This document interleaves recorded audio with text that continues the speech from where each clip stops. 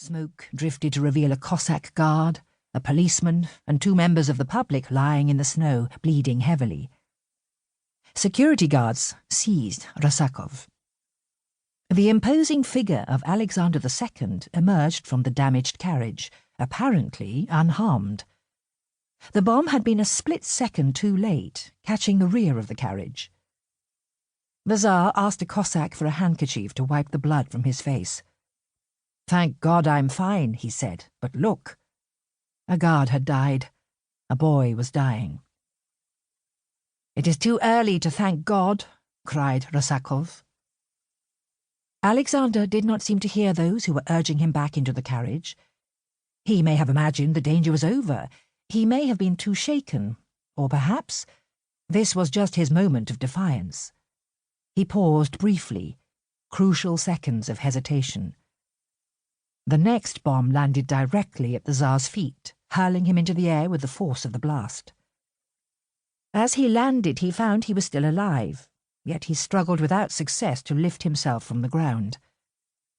Around him, a pool of blood grew ominously, bright red in the white snow. Close by, 20 others lay injured or dying. The Tsar suddenly felt very cold. The guards gathered up his broken body and placed him on a sleigh. They took him to the Winter Palace, a magnificent Baroque icon of the Tsar's imperial rule.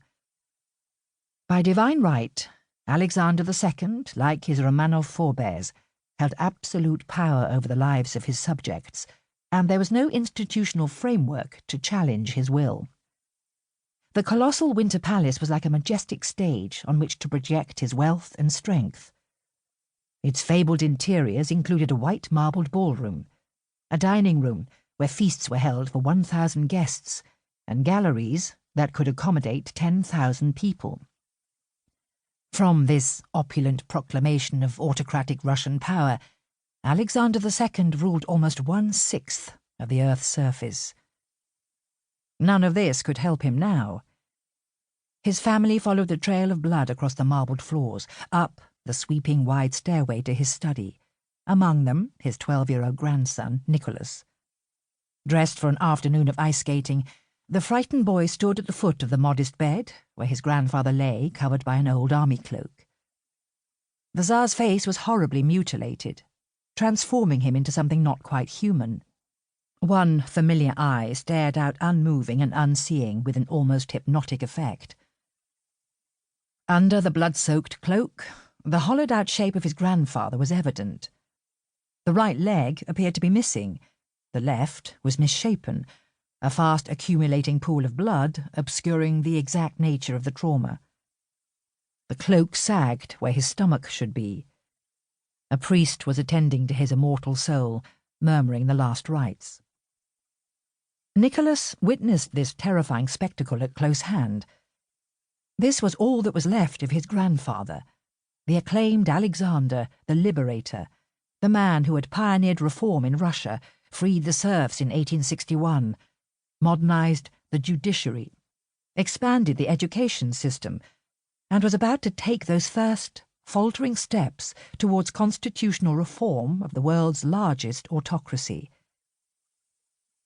It seemed ironic that the most liberal Tsar in generations, who had been drawing up proposals for a national assembly with wider participation, should suffer such a terrible fate. There had been many attempts on his life by the people's will, and now, finally, their will had prevailed. Nothing could quite prepare Queen Victoria for the ineffable horror she felt later that day when a series of telegrams arrived from St. Petersburg. Reading them in the sanctuary of Windsor Castle, the light fading over the peaceful English home counties beyond, the crime that had been committed in Russia opened a vista onto a very different landscape, one which heralded a new phase in Europe and marked the birth of a modern form of political terrorism. The first, very alarming telegram to arrive at Windsor indicated that Alexander II had been shot and injured. Just before 6 p.m. came a full account from the British ambassador in Russia, Lord Dufferin, of the dreadful and never-to-be-forgotten event.